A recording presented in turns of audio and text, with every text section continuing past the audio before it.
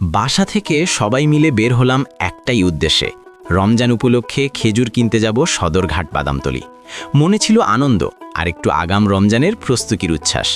সদরঘাট পৌঁছতেই চোখে পড়ল জমজমাট পরিবেশ, মানুষের ভিড়, ডাকাডাকি, নৌকার শব্দ, সব মিলিয়ে এক প্রাণচঞ্চল দৃশ্য। সেখান থেকে নদী পার হয়ে ওপারে যাওয়ার প্রস্তুতি নিলাম। ধীরে ধীরে সিঁড়ি বেয়ে নিচে নামলাম।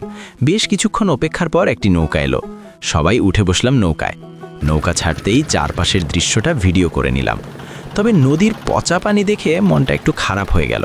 তবুও মানুষের যাতায়াত, এপার ওপারের ব্যস্ততা, সব মিলিয়ে পরিবেশে ছিল আলাদা এক প্রাণ। মাঝ নদীতে পৌঁছে সবাই মিলে একটু হাসি আনন্দও করলাম।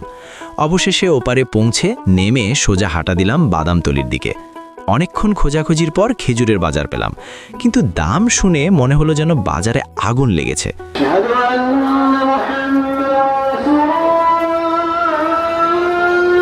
ছড়া, প্যাকেট, বস্তা সব ধরনের খেজুরই আছে, সঙ্গে বিভিন্ন ফলও বিক্রি হচ্ছে।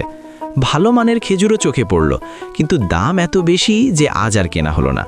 রমজান আসলেই খেজুরের দাম যে এভাবে বেড়ে যায় তা সত্যিই কল্পনার বাইরে।